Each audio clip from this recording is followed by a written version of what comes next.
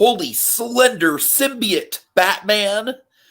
Tiki here, and I have finished watching through each and every episode of Batman the Animated Series for the first time, as well as some curated selections of Batman-centric Justice League and Justice League Unlimited episodes. And alas, we're almost to the end of the first season of Batman Beyond. Dragon, tell them why we're here. Well, you see, folks, long ago, I made a vow to educate Tiki in the ways of Batman the Animated Series, serving as his spirit guide to Gotham in a way. But that was the past. And we must now enter the Batman's future. Tonight we're talking Disappearing Inque. Yeah, Dragon, this one is, it's fine. I really like the third act. I'll give it that much. I think the third act really shines. I don't know. I feel like this episode kind of just took a while to get going for me. There's definitely some good Bruce and Terry stuff in it. I guess part of me is kind of missing the high school side of things in this episode. Like the one guy clamoring for more high school. I am. Honestly, I am a little bit. I'm glad you're taking pleasure from the high school stuff. Because to me, that's kind of like the big thing that differentiates the show from the original Batman. So when it's an episode like this where it is just like all Bruce and Terry all the time and then the villain arc, like, I don't know, like it's good. And like I said, the third act is very good. Definitely, I really love the ending here for one. But I don't know, it felt a little bit out of place with some of the other episodes where some of the other episodes felt a little bit more well-rounded in the sense of, like, I don't know, this might be the first one that we've just had. It's just Terry and Bruce doing their thing on their own. No family stuff, no Dana, no high school. You know what I mean? Is that the first time we've had an episode like this? Well, I mean, I'm trying to recall. If memory serves, I mean, the first Inque appearance did not really... I'm trying to remember if Dana was in that one or not. That's fair. That's fair. That's a good pull. Yeah. Well, regardless, like I said, I really like the third act, but beyond that, I don't necessarily... I think this episode is pretty middle of the road for me as far as the first season goes, but it does have some very memorable stuff in it, so so I'm excited to break it down. All right. So, there's not a whole lot of context on this one. Here's what I can tell you. So, the director on this was was one of the go-tos, Kurt Gaeta, who's probably the guy directing the most episodes of Batman Beyond. He was their go-to guy. He did a lot of the best episodes, too. He did Shriek and Meltdown, to give you an example, with the Batman Beyond stuff. Mm-hmm. The writer on this was Stan Berkowitz, the Burk. So, Berkey here, he did Shriek and Dead Man's Hand. Nice. Studio, big shocker here. Brace yourself, Tiki. I hope you grab both sides of the armchair. Oh my God.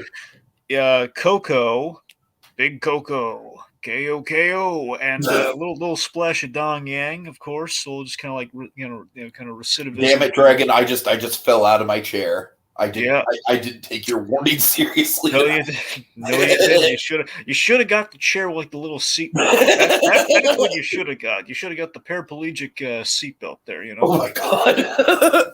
Or what about the fat guy wheelchair from The Whale? Right. Anyways. Anyway. So. Yeah, so this is the first returning villain, not counting Derek Powers. Derek Powers is like, even if I'm trying to remember Blight technically, not counting the first Batman. Honestly, Batman's only fought Blight once, full on. I'm pretty sure it's only been once from my memory. Well, that's what I'm saying. I'm saying we've seen Blight twice. He's only faced Batman once. So technically, in all senses, then, even if you do count Derek Powers, let's just say, for argument's sake, the first villain that does not count Derek Powers because we've seen him outside of the glow light. The first returning villain episode that we have, because we've been building our cast of villains and episodes and kind of our one and dones as well. But he's Inque has returned, and again, like most of the mainstay Batman Beyond villains, they all get roughly 3 episodes. This is a kind of part 2 of our 3-part Inque saga, if you will. Okay. So yeah, I mean, in terms of the chronology of Batman Beyond, we're a few months in the timeline, as we kind of mentioned throughout this episode. Like roughly, they don't say how many months, but I think maybe roughly 6 months or so, kind of somewhere in the middle. Like time has passed, a few months have gone by since Rebirth Part Two. And this episode was really designed, I feel, to show development in the Terry Bruce dynamic. As we kind of showcase here, we've been building since episodes like Shriek and Dead Man's Hand. You know, they've been getting closer and kind of, you know, they're the mentor mentee relationship has certainly taken off here. And yeah, we return to the first post pilot villain form. So again, after they got together in the first place, you know, Inque was their big bonding bad guy. So we brought Inque back again to kind of signify this milestone in their kind of their arc. So again, it's kind of Inque is kind of significant for these two guys. All right. Speaking of Inque, Shannon Kelly returns voicing Inque. Now, Shannon Kelly, do you remember who Shannon Kelly's married to, Tiki? Not Machine Gun Kelly, I hope. No, no. Nestor Carbonell. Oh, right. You told me that, yeah. Yes. I have one more fun fact. I'm going to save it for when we get to the exosuit. So yeah, let's dive right into it. Alrighty. Okay, so Dragon, I'm gonna just go ahead and call out right now this main character that we have, this Aaron character. Yes. Dragon, the character design looked very similar for me to another, like a character from a beloved animated movie, also made by Warner Brothers, also around the same time. You know what I'm talking about? I think so, but who are you talking about? Dragon, he very much looks like Dean from the Iron Giant. I knew you were getting that. That's what I was. Okay, when I was watching, I never quite. When you said it was reminiscent of someone, I said, "Yeah, it's got to be Dean. It's got to be." It's Dean without the goatee, Dragon. Okay, so I don't fully see that, but I see you bringing it up. I can see where you made that leap. It's mostly in the eyes, honestly. Yeah, I guess I'll give you that. But do you recognize the voice of Aaron? No, I do not. William H. Macy. Oh, no shit, really? Yeah, that's William H. Macy. Oh, wow. Especially back in the remember back in the day, especially. I'm not saying he doesn't do it now, but back in the day, particularly, William H. Macy, he got around, man, and he was also getting into voice work because if you recall, you know, he was almost Marlin in Finding Nemo, right? I did not know that. Yeah, that's the thing. Basically, William H. Macy, if memory serves, the process. I forget if I'm trying to remember if William H. Macy is one of those cases of the recording process kind of drove him mad doing a full feature, but I think more so it was that they had test dialogue. I forget how far they got in the process of having William H. Macy as Marlin. Then they kind of decided like, no, we need an Albert Brooks type, and they kind of threw that out. So William H. Macy was not crazy. Gee, who's an Albert Brooks type? Yeah. No, but seriously, it's like originally William H. Macy was Marlin. They did get far. They got a little bit into the production on that. Point being, William H. Macy did a really good job here as guest spot. And of course, they always go for like the radio show approach, so that lands them a lot of big names, a lot of TV actors, and of course, some movie actors. Honestly, that casting kind of makes me appreciate this character a little bit more because he's kind of meant to be like sort of pathetic, and that's kind of William H. Macy's like, you know, that's his like calling card, baby. Hey, you want someone who's pathetic? And I say that in the best way possible. Mr. Honestly. Fargo, Mr. Shameless Fargo. Exactly. Have you ever seen The Cooler? No, I have not. I've not seen That's a classic William H. Macy performance. Also Magnolia. Anyways. I've seen William H. Macy in a bad movie. I'm not surprised. Okay, anyway. Sounds a little harsh out of context. Also, really quick, you mentioned the Nemo thing. Yeah. Do you know anything about the new Willem Dafoe movie that just opened? Vaguely. What's a new thing? It's called Inside. Yeah, I heard the title. I know what it's about. Yeah, he's an art thief and he gets trapped inside of the apartment that he's trying to rob. His character name in that movie is Nemo. Huh. Which I think is just very amusing. It would have been funnier if they named him Gil. Well, I think it was definitely a Finding Nemo reference, especially because one of the big scenes in the movie is him trying to eat one of the fish that's in the fish tank. That's just messed up. Well, I mean, it's a good movie. We'll talk about it on Memoirs. All Anyway, right, and anyway, it's a good survival movie. Okay, so we meet Aaron. Aaron is a maintenance guy at this cryogenics lab, this cryogenics facility. So he's basically Hey, Aaron. Okay. What, you don't know that Key and Peele sketch? No. You really don't know Aaron? I mean, not. All right. I'll let it go. Never mind. Forget I said anything. I've seen Key and Peele sketches, but I don't know. Maybe it's the context is not landing on me. It's not like that's like their most popular sketch or anything. Yeah, that's the thing. It's not like the whole puppet therapy one. I'm not really gonna. All right. Anyways. Anyway, so point being, Aaron here, he's charged with basically maintaining the temperatures in Inque's cell. Now, Inque, who we captured last episode, and Bruce Wayne told Barbara Gordon keep her on ice. She's been taken to the cryogenics facility. My headcanon on this is that you give them this cryogenics facility. It's not necessarily a prison. I think it's more of like a special exception sort of thing. I think the idea is that they're not really housing criminals. They're just putting this specific person on ice, and they're making sure she doesn't break out, so they're making sure the temperature is maintained. In the months that have been since blackout, Aaron here has developed kind of a rapport with the inanimate criminal. Sure, rapport. Let's use that word. So sure. it's certainly a one-sided relationship, to say the least, in which he goes in, he talks about his day very intimately, as if he's telling a spouse or something. And he says, basically, he was denied a raise from the boss because he wasn't important enough, basically like a non-essential worker. And he admires the power and respect that Inque commanded. If I were to speculate headcanon-wise, it's that, again, this guy probably doesn't know the ins and outs, but he probably looked in when she came in, but he probably looked into her and kind of really admired and kind of basically built, because Inque was not like a known, like a well-known criminal. Just like Inque was like a corporate saboteur who probably got notoriety after her capture. So he's probably like kind of speculating, oh man, you must get all the power because you're so dangerous and you're in here, man. Yeah.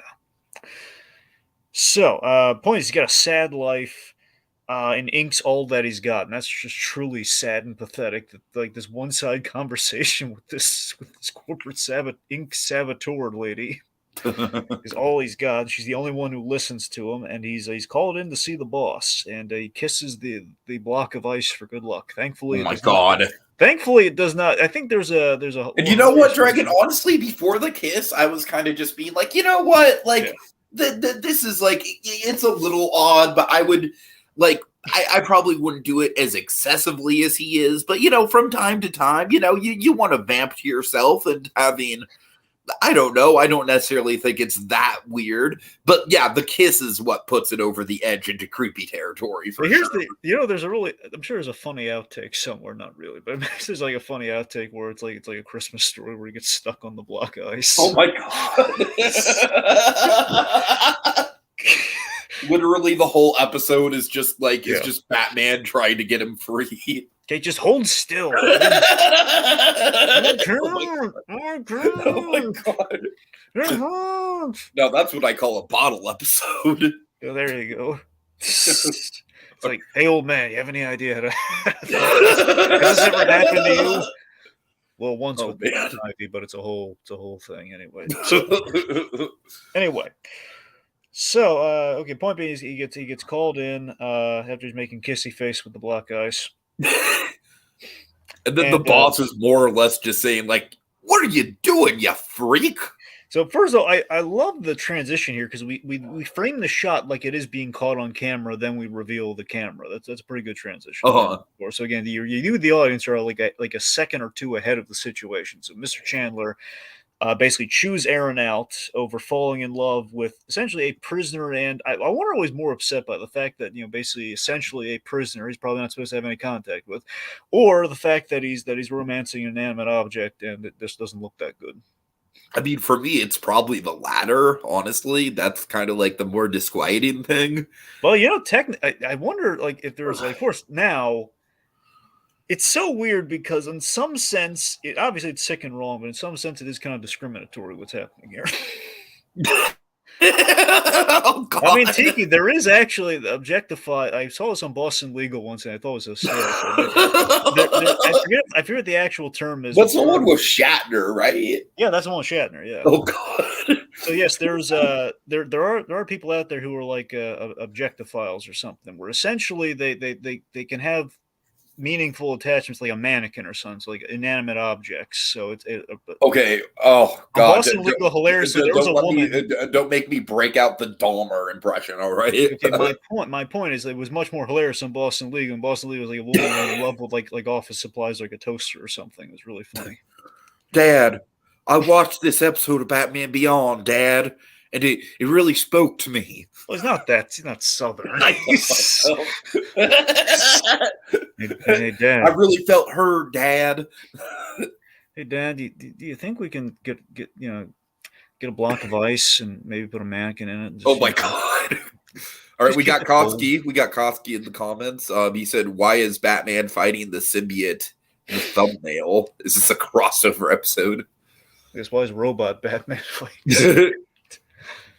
I don't know. I thought my holy for the episode was rather appropriate. Dragon, holy slender symbiote. Did you appreciate that? Well, I don't know. I don't know how slender a symbiote can be, but I mean the symbiote thing I appreciated. So I'd just say she's got a slender figure. I don't know. Anyways, yeah, I mean, she's rather in shape, I guess, for an amorphous ink woman. So Okay, point being, Mr. Chandler here. He's so there's definitely my point, Tiki, is that there is subtext here, which is so essentially it's subtext. I guess in this case, the subtext is kink shaming or something.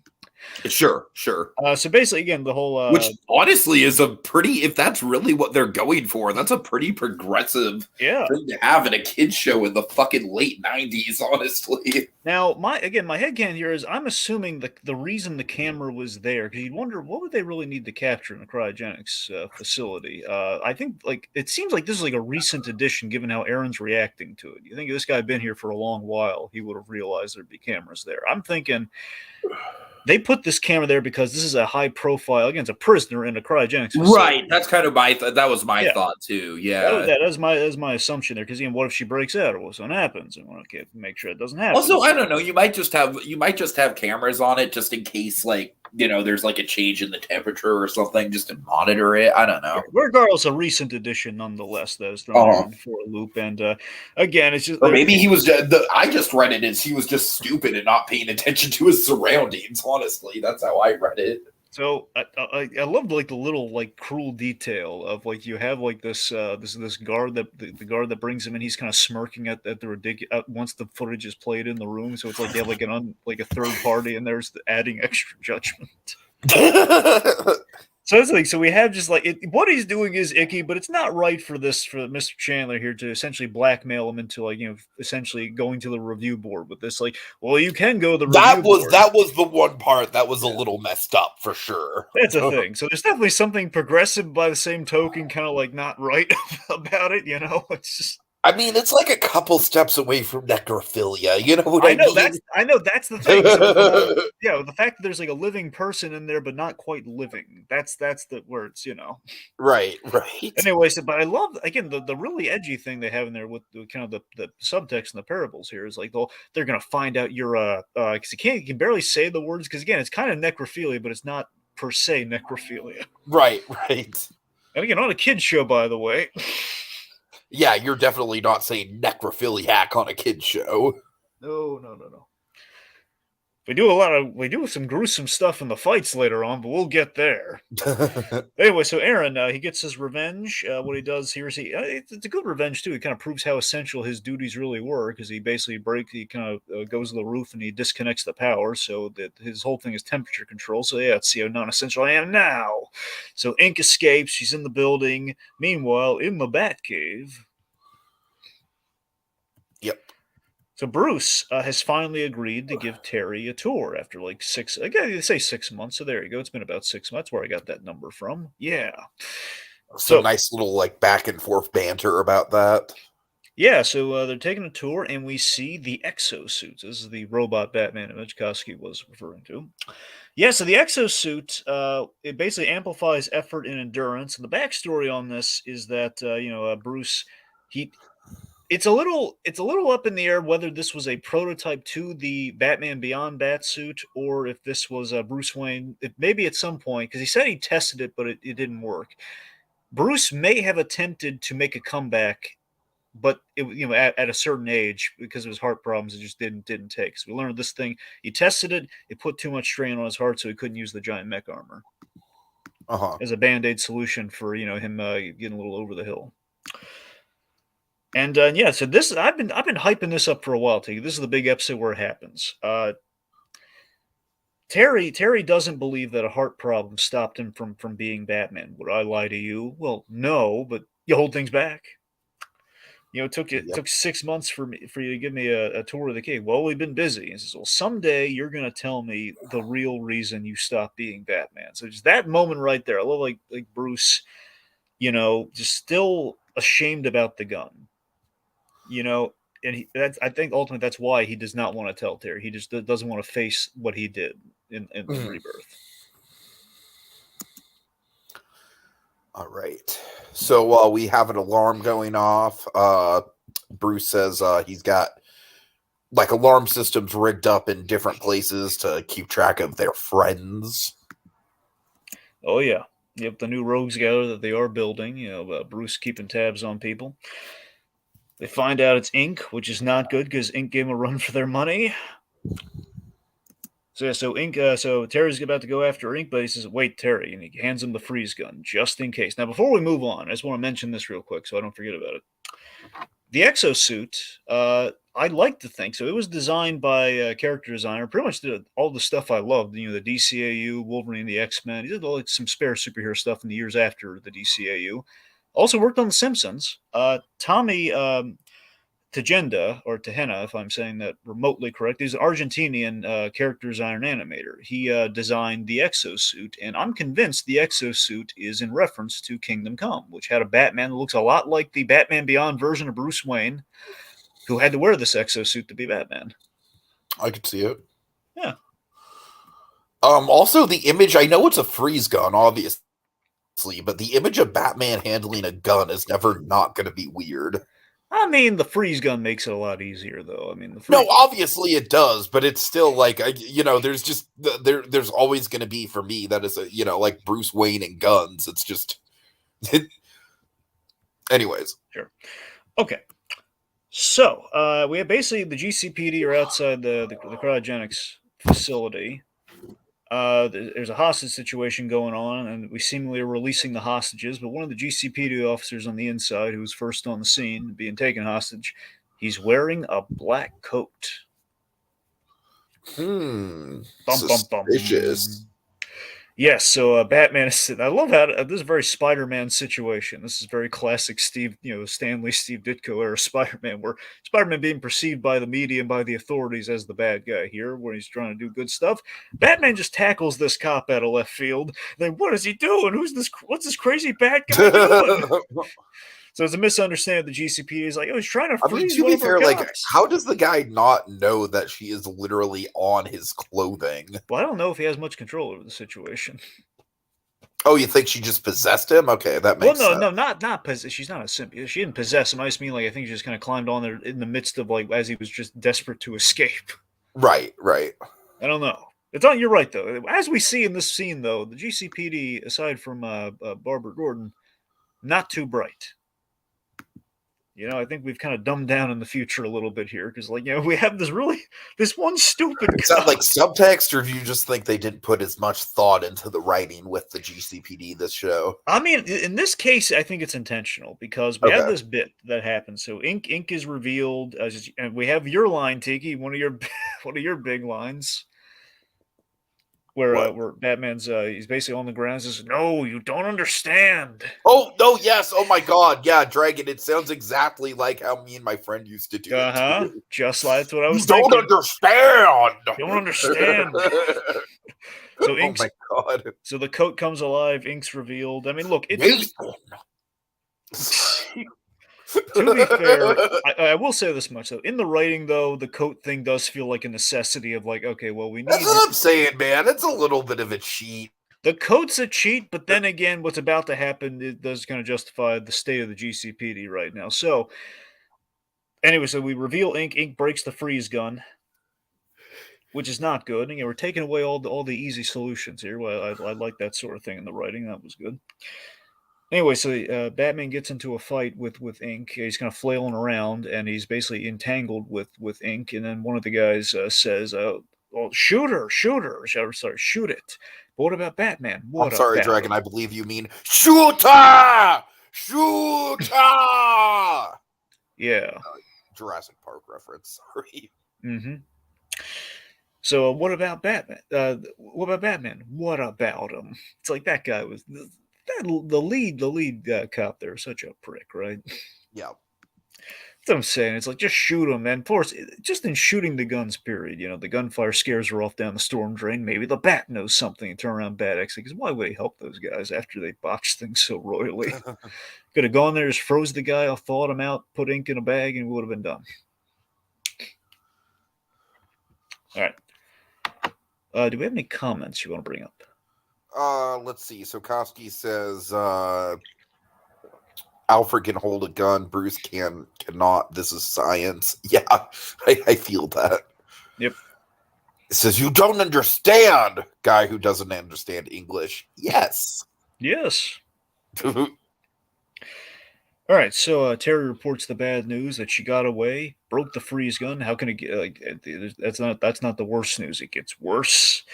She knows where the entrance to the cave is.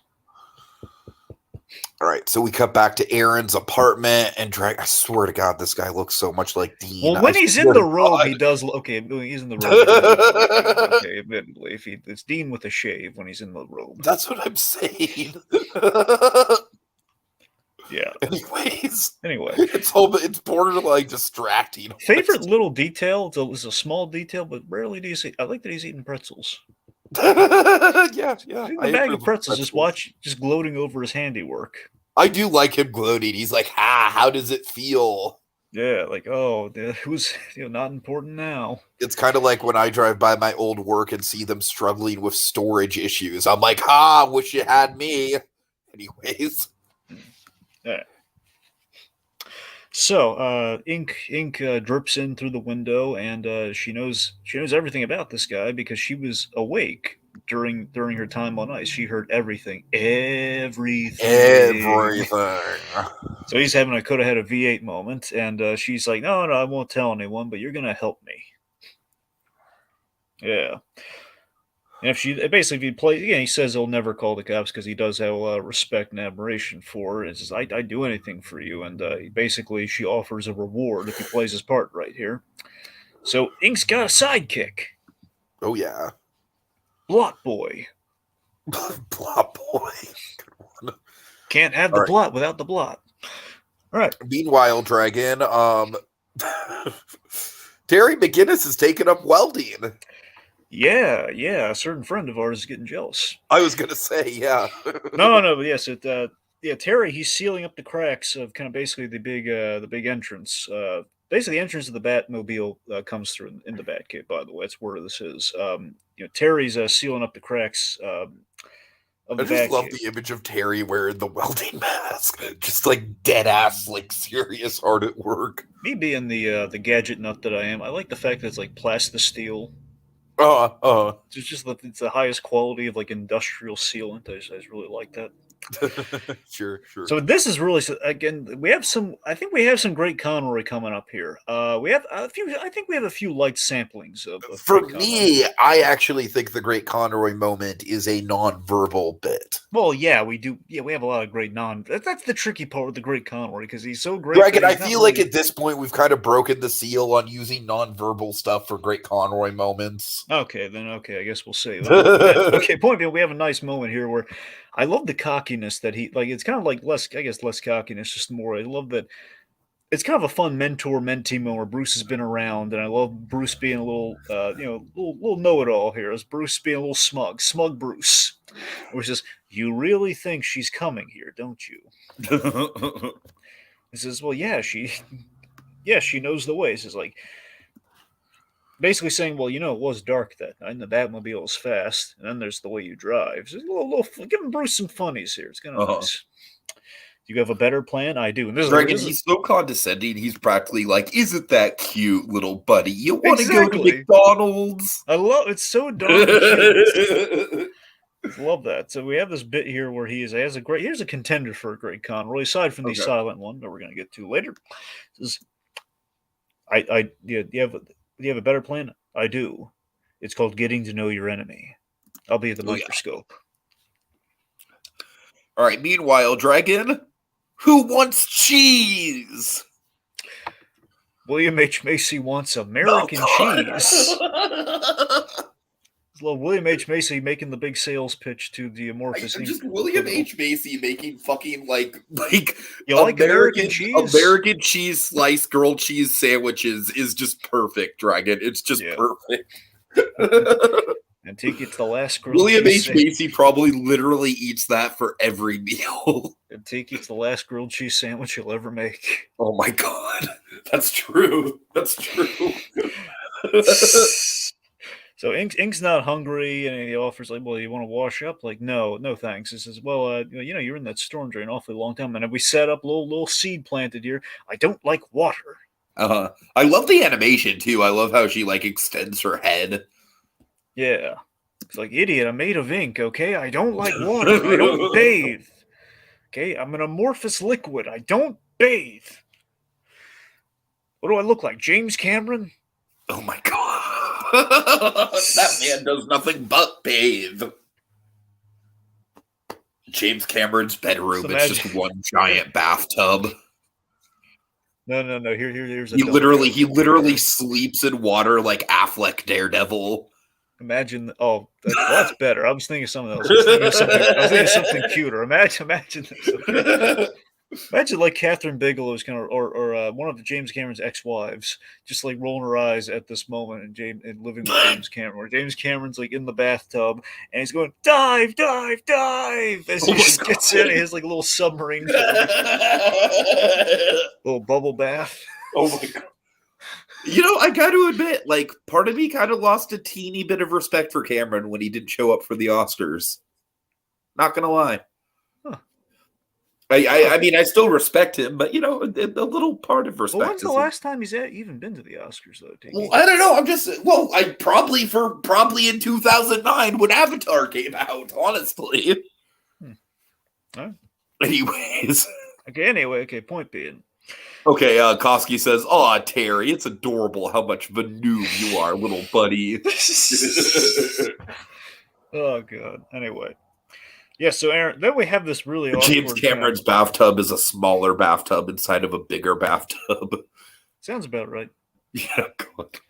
Yeah, of course, the reason I'm bringing up the camera is The Abyss, folks, just in case not that blue movie, the other one.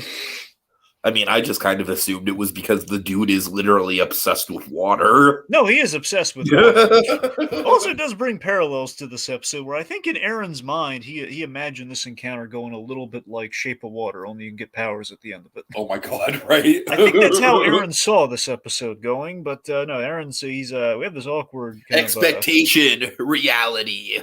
Yeah. So Aaron, we have this really cringy scene, but I guess cringy in an appropriate way? Where Aaron has trouble. He's basically kind of flirtatiously. He's trying to entertain Inque here. Says, "Well, just washing up and eating. That's all you really do here. I guess basically we'll have to find some way to amuse ourselves." I've got a sad William H. Macy single man apartment. What do you want from me? Yeah. So basically, he's like, "Yeah, however will we pass the time?" Essentially, and she grabs the remote and they watch TV. And a little nice foreshadow on the rewatch I never caught before. Weather Channel talking about the rain that's coming. Nice catch. It was a nice call. All right, so Bruce is telling Terry that... I like how Terry is switched from the welding mask to welding goggles. Yeah. He did the heavy work. Now he's just kind of doing the finishing touches. That's seriously a cool detail, honestly. No, for sure it is. Yeah, so I love the... so we have the exposition here from Bruce here. Bruce is... Because, again, you have to be in person when Bruce Wayne tells Terry stuff. We kind of walks him through the big villain stuff. You got to be here, Terry. Yeah, we've already well established that role. So the idea, I've got exposition, Terry. Terry, I've got access. Can't you just tell me over the phone? We're in the future. No. You have to be here. One of my cherished friends would light a signal every time he wanted to share exposition with me. The least you can do is show up to the Batcave. It's the least you can do, Terry. All right. Okay, so seriously though, the idea that Inque being frozen systemically damaged her DNA so she can't get into her humanoid form. I think that's a really good idea, and I like that Bruce calls it out in a really funny way. Like, didn't you wonder why she didn't shapeshift into human form to walk out the rest of the hostages? Yeah, I did. Yeah. That's a cute joke of just Bruce being a few steps ahead of Terry too. Terry saying, "Okay, well, this one really is cute little buddy sort of territory here, where he's basically going." Okay, well, I guess if we were to find out, she need a scientist, she need like a doctor, and probably a lab. So if we just cross-reference the list of names of these potential labs, and Bruce is like hands him the list, like, oh, right. No, it's seriously, how charming is it that Bruce is getting a kick out of like, I'm teaching this boy. No, it's really fun.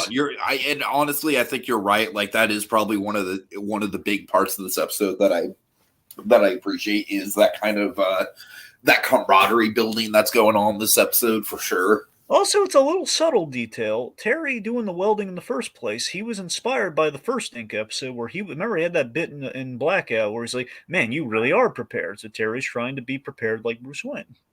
I think he's just a fan of a certain Geekvolution contributor, Dragon. Well, maybe that too. Who just changed his name, by the way. I find that amusing.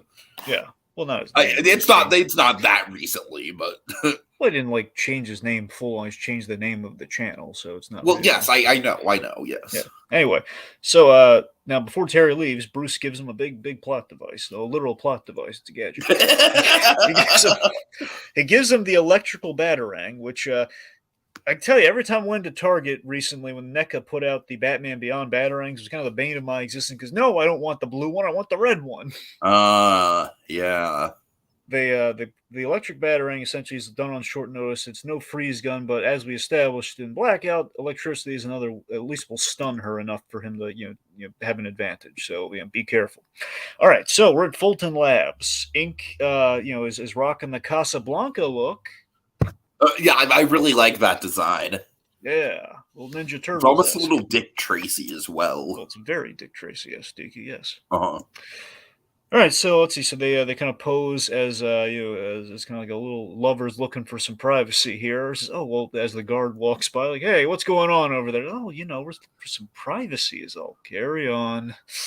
Just trying to make out, officer. Yeah. Of course, public displays of affection and all that. She's getting really offended, like almost choking the life. Don't you ever touch me like that. Anyway, so he opens the door. They swipe the chemicals Inque needs, and Aaron explains what he wants his reward to be. And again, there's one version of this episode where it's just creepy beyond reason, but thankfully we didn't go that route. Aaron's actual reward is that he wants to be. Yeah, I was gonna say, like, when we do go there, I was like, oh no, please don't actually go there with it, please. I like that the line. If you look at it, though, there's a very subtle double entendre going on. Where I believe she says, "Here now." So here now, there's the delay in that line. I think that delay is intentional, Tiki, where it's like the delay is like here now, a little bit versus here now is in tell me what's on your mind. So basically, Aaron explains that he wants to be like her. He wants her power set because she commanded power. He wanted that. She can turn him into ink. It stands to reason, especially stealing all the chemicals. Meanwhile, Batman interrupts. We have a brutal, and folks, I mean brutal with a capital B, and that capital B is a battered and bruised Batman. Brutal fight scene is she's throwing him by the head, and we have like blood on it coming from his mouth and everything. Seriously, man, I was shocked by the blood. That's what I'm saying. They got away with more blood in this series than they ever did in the animated series. It's great. Do you think it's literally just because you can't see his face? I mean, Tiki, it's the weirdest thing because in the original Batman the Animated Series, they couldn't get away with blood because of the very minimal censorship that they had on Fox. But Okay. again, Kids WB allowed for blood, though, but not just don't go too crazy with it. So this is kind of Because Kids falling. WB, we have kids in the name. You can do anything you want. As I've said before, Kids WB allowed them to get away with literally anything, and even the few minimal restrictions they had on Batman the Animated Series, they were allowed to get away. They could have handguns. They could have people. You grab people by the heads, and you could shoot them. You could have people bleed a little bit, just so long as you didn't go too crazy with it. Now I'm trying to think of like the most inappropriate thing I've ever seen William H. Macy do in a role. Was he involved in the wood chipper in Fargo or no? I don't know. I don't think so. I don't think so. Anyway. Anyways. But okay, point being, here I think for example, like in Batman Answers, you can't throw people by the head because kids could imitate that. But here you do have some wiggle room because a giant ink lady throws him by the head, and then a giant machine throws him by the head, so you can get away with it there. Right. Anyway, so yeah, he's being kicked around very brutally too. It's even just beyond the blood. It's like she's like kicking him right in the face and throwing him around. And my God, does he take a beating? Again, the Bruce Wayne would never take a beating that severe. Anyway, so let's see. So we have some fight going on here. It's good. Well, also here's a deep cut for you, Tiki. Okay. This episode, when Inque is giving chase to him, and he's kind of flying around, and she's like following. She has like the big spider legs that we have, kind of like the Spider Inc. design. Yeah. That Spider Inc. design, I want to say it was Burger King. Got a Burger King toy. Oh wow, that's funny. Because I remember that one. I had that toy. I believe it was from Burger King.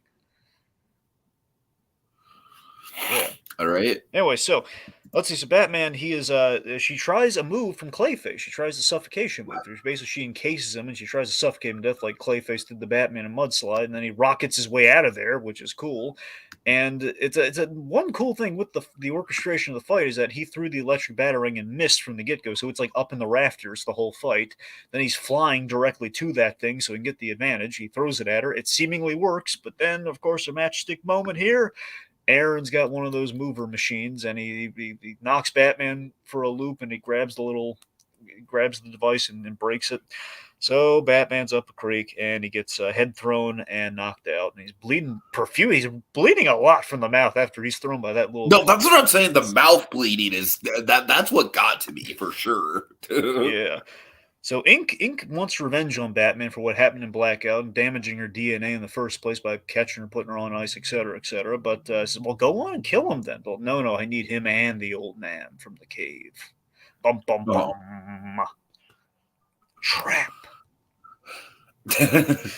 So we are at the abandoned Gotham Hills Arena. It's like a little fighting arena, kind of like a Madison Square Garden sort of thing, only abandoned. And so Inque takes the cure. She solidifies again after kind of a trippy. Again, we have a lot of scary anime stuff here. She has like kind of like a mouth that opens when she's kind of amorphous, like as he's pouring it in. Then she's then she's restored. We have some Bruce Timm kind of sexy female posing going on here. She's like doing like almost like she's posing for a photo shoot when she reforms. Tim, you're a sick man. Anyway. So my favorite thing about this third act that we're entering into, Tiki, the rain set piece. We have this giant glass dome ceiling. We have the rain coming in. I love it's kind of building for we're building a payoff. It's really nice. Sure. So Terry is trying to communicate with Bruce over the mouthpiece, and then he goes silent as Inque walks up to him. And then I love the urgency on Conroy. Like, Terry, you all right? Terry. Yep. So again, that's another one for our counter. So, answer me. It is. Okay. So far again. So to recap, we have 1, 2, 3, 4. This is the fifth one. Anyway, yeah. So we have like that. Terry, you all right? And Inque is like, I love how she's like listening in on the other side. Yeah, I love the sound design where you like literally hear him like like through like radio static. That's some really cool sound design. Yeah, and I believe coming up is the moment you were referring to. It's about to unfold here. Oh So yeah, basically, oh yeah. Inc says, she wants basically this is a nice moment on Terry, by the way, as well. I love she tells Terry that she wants to bait the old man into coming. So tell him you're here and you need help. And Terry just utterly he's giving her the cold shoulder. He refuses, and there's a lot of intensity here. She like strangles him really tightly with the ink tendril. And I just love it. He's not ratting out Bruce for anything. He's not gonna hurt that old guy. He loves that mentor. Yeah. So anyway, so Ink says into old man, if you're listening, get over here now or Batman dies. And seeing Bruce Wayne's reaction, like the eyes going wide of the severity of this. I love that it's not even a full shot of the face. It's literally just a close-up on the eyes. If I recall, they've only really done that twice.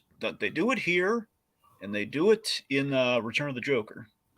So this is serious. This is a big deal. Mm-hmm. So that's the thing. So just the fact that, I like to think, given the Return of the Joker stuff, which again, retroactive, looking back on it here, but the trauma of a member of the Bat family being kidnapped. Sure. Definitely. 2, Ink is very formidable. Again, it took both of them to stop her in the first place, so he knows how dangerous firsthand Ink is. So this is no joke. This is not like, oh, he'll be fine. The boy will be fine. He'll get out of it like a champ. He'll be fine. It's not that. Not at all. So then Terry is silenced with a kiss, which I think is for the shippers out there, but I'm not sure. Might be a callback to her, like, going inside of him in Blackout. Oh. Yeah, she did. She tried she did the horrible anime thing where she tried to suffocate him by going down the gullet. Right. So thankfully, I think that's like an homage. So thank goodness she didn't just do it even worse than last time. Right, what happens next? Let's see. So, yeah, after she does that, I believe this is where we get what? Okay, so she says, "What is it? Your father, your grandfather?" And then Aaron interrupts, asking about the reward. Right.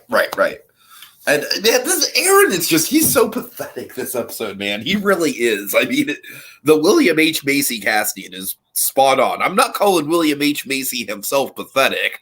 I'm just saying he knows how to play pathetic really freaking well. Oh, for sure, yeah. So he basically, she's like, okay, I hope it's everything you're expecting. And this is like, when has that ever ended well? And then we get full on to our third act here, where Bruce Wayne arrives in a big baggy coat and hat. There's one animation thing that always bugged the crap out of me with this episode, still does to this day. When Bruce walks in, you'll notice on his hat and on his shoulders, it's wetness from the rain, but because of the lighting, it's black. And given we have an amorphous, inky black character, right. As a kid, I was a little worried. I think, I see exactly what you mean. Looking at it, I wish we recolored that. They really should have recolored that. Because it makes no sense for there to be tension. Because there'd be no way she could be on his shoulders like that. I don't know. Right. Anyway. So Bruce is walking in, and then we have this horrific sight. We meet Aaron in his new hybrid ink human form. Yeah, this is some Cronenberg shit right here, man. It really is. I was waiting to see what your reaction would be to this, Tiki. So what did you? I mean, my reaction is pure Cronenberg, man. That's my reaction. My favorite it's horrifying. My favorite creepy detail about Aaron in this form is the big eye, which essentially is like the ink eye. Ink's like the white spot on Ink's face. But by the way, Terry punched that thing off during that fight. It almost kind of looks like an Animaniac's eye. You know what I mean? I mean, kind of, yeah. So it's the fact that it just has that the ink eye is like in this one big eye, just so lopsided and everything. It looks like a terrible high school art project. So it's and then the sad thing is, like, as a kid, I never caught this until the rewatch of like what exactly he's saying, because he's basically saying she only gave me half the treatment. Oh God! Which is you know what it really reminds me of, Dragon? What does it remind you of? It really reminds me of like one of those like really extreme visuals on an anti-drug PSA. Yeah, it's a little like, yeah. This is what will happen if you smoke weed. You're gonna turn into Aaron. Would it have scared you straight if someone had shown you that? Dragon, I went through Dare. Nothing would have scared me straight. Is Dare really that formidable, though? I don't know. It was inevitable with me. I live in NorCal. What do you want from me? It's the Yep. culture. The boy didn't stand a chance. I really didn't. Anyways. Poor deluded fool. All right, so okay, so let's see. We have Capone sees Aaron for a bit there, and I like that Bruce is for a moment. It looks like he's compelled to help this guy because he's just so sad and pathetic. But then he hears some sounds going on there. He checks around the corner. He sees seemingly Terry has been freed. He's freed himself. You got away. Got away. And then we reveal, oh god, that's a silhouette. That's a silhouette, man. That ain't the Batman. That ain't a silhouette. That's not a silhouette. That's Inque as Batman. That's terrifying. But I love the visual of just like the ink spewing out of the Batman Beyond Batman's mouth. It's very kind of Batman Begins during that Scarecrow nightmare. Yeah, I could see that for sure. Yeah, so basically Bruce is now entangled in like a tendril of Inque, and Inque's about to crack him in two by doing like this vice move with her arm, which is really creepy and cruel. And she's basically said like, "No, we didn't get away, and neither will you." And then we have the big moment. So, as Bruce Wayne's being crushed, we reveal he was wearing the exosuit underneath that giant baggy overcoat. And then we have a nod to Batman the Animated Series. Tiki, one of very, very rare times in the series in which we do this. We play basically a version of the Batman the Animated Series theme without the guitar music, without the electric. Yeah, and it's great. It's a great moment for sure. Like classic Shirley Walker score. Yeah. And also, Tiki, the only time, at least in the animation, I'm not going to count like the one tie-in comic thing. Let's just say the only time Bruce Wayne suits up again. Oh, okay. Nice. I figured it was a rarity. That's a thing, because again, we established the danger of this suit. This is the only time you could ever put on I this love suit. the urgency in that. Yeah. So Terry, now I love this. Terry, as well as the audience here, we remember the risk of the suit. So he hears that suit, and initially I think Terry's excited, but he hears like, oh no, he's like very much worried that Bruce might have a heart attack in the suit. He could die. Plus Bruce isn't supposed to be in the field, period. It's like that Terry's made light of like him getting back in the field, but when it's actually there, it's actually happening. It's like there's nothing but dread and concern. Like, there's no no lighthearted like, yeah. It's like, oh no. So we have the real Batman fighting Inque, and he literally punches her so far she splats on the other side of the wall. Look at it. Look, real serious, we have some cool fight going on here. Things are looking triumphant. Terry's trying to break those chains fast as he can, and it really has to when Batman takes a really bad hit and he's on his heels right now. The suit's very damaged. This ain't going to go well. Aaron, thank goodness, interrupts. William H. Macy literally saves the day by being pathetic. Yep. You promised. Get away from me, loser. And then she touches him. She kind of melds and mixes with him for a moment there. It's really disquieting. So this distracts him long enough for Terry to escape his bonds by breaking off like the bottom half of the little kind of like the foundation, like the support beam, little support beam. Anyway, so then the Inque, after she regains her bearings, she's about to open Bruce up like a can opener, man. It's scary. We have this excellent solution to things here where Terry finally frees himself, pulls out a batarang, and aims right at the skylight. Oh, yeah. It's a great defeat for her. Great little literal disappearing ink going on here. We build to the title. Rain comes down. It's like, she's melting. She goes all the way down the storm drain. And then we have this really nice moment between mentor, mentee, passing of the torch sort of thing here where like, now do you believe me why I retired? Not entirely, but I'm glad you didn't stay retired tonight. Which I love that smile on Bruce. It's like, I like this kid. It's really nice. And then they go into see Aaron, poor deluded fool. It's weird. I don't know if it's animation error or not, because some people, if you look, that blob is not the color of Aaron. It's the color of Inque. And yeah, I did notice that. Some people have interpreted this to be Bruce making a joke when he says poor deluded fool, as in like diluted, as in like she's being washed away by the water. So it's unclear, but I mean, I think the line plays like it's being he's mentioning that Aaron was the poor deluded fool, which I think tracks more. So I don't know what to make of that, but either way, it's a cool line. All right. So what's our horrific ending, Tiki? Oh man, dude. I mean, it's basically the ending of Tusk. And more or less, yeah. Oh, and here's the thing, though. Let me ask you this: between Dean and Justin Long, who does this guy look like more?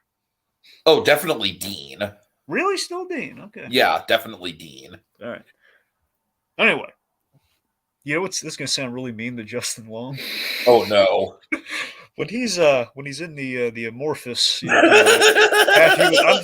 I'm serious. Just because the face is a little longer and the way his hair looks. Oh god. And since you brought up Tusk, you kind of made me realize, like, all right. there's some Justin Oh my Long there. god. Plus, I could hear Okay, so Justin Long anyways- saying, "You promise, you promise." So pathetic William H. Macy is literally getting like fed like baby bird slop style, like what is it like? Mashed potatoes and peas. Oh man. They wanted to give him chicken, but there were bones. Oh, it's bad. And then of course he has to listen to this woman go on and on and on about her day and blah blah blah. So we've ended completely full circle here with Margot kind of caring for him, and it's like feeding him, going on about her day ad infinitum, and we have the security cameras. I like the note of this. The ending on the note of the security camera is basically adding that disquieting, like, will the cycle start all over again? Will it go that far? right. Who knows? All right. So before we get to final thoughts, I just want to shout out some stuff from Koski, who's been waiting patiently. Yeah. It says, honestly, this is just about Batman Beyond in general. It's interesting that Terry started as an actual teen, because by the time Terry is in the age Bruce started, he will actually have more experience. Yeah. He's very green still. Koski also says the funniest of these shit censorship kid shows I've seen is from Spider-Man animated series, where one of the rules is that Spider-Man can't land on a roof if a pigeon is on it. Yeah. You know about that? Yeah, I know about that. You got to remember, Tiki. So technically, Spider-Man the Animated Series and Batman the Animated Series. Another thing, John Semper, the guy who created Spider-Man they show ran Spider-Man the Animated Series. John Semper Jr. always went on about, like, oh, Spider-Man wasn't overly censored, but because all the limitations Spider-Man the Animated Series had, technically Batman the Animated Series to some degree also had. Only difference was Batman the Animated Series rolled with those punches a whole lot better than Spider-Man. And Spider-Man didn't even put up an attempt at fighting those censorship things. They bent over, showed their bellies and everything. It's like, where Batman's like, okay, we can't show the Flying Grayson's bodies hitting the floor. Let's do something really cool and dramatic and artsy, where we're going to show the rope and have the reaction. That's a good idea. Spider-Man the Animated Series, we can't kill off Mary Jane. We're going to throw her into another dimension. So Koski says, Tiki, you could review Reefer Madness on April 1st, or if you want to be really obvious, April 20th. I would be down. I would honestly be down every 420 to review a stoner movie. That should be a tradition of ours, Dragon. Well, unless it's Kevin Smith related, I don't think I'll be partaking. Fair enough. I can find other people. Yeah. You know what's fun? Right. Well, I'll tell you about it later. Anyway, go on. All right, final thoughts. Yeah, I still like this. I think it's a little middle of the road for season 1. I will admit, knowing it's William H. Macy definitely kind of makes me want to rewatch it again. That casting's really interesting. Like, for me, the main thing with that character was just the Dean factor, which was distracting more than anything else. Like I said, a solid Act 3 for sure, and definitely some solid character development on Terry and Bruce's part. So definitely looking forward to seeing where we go, kind of headed into the last couple episodes of the season.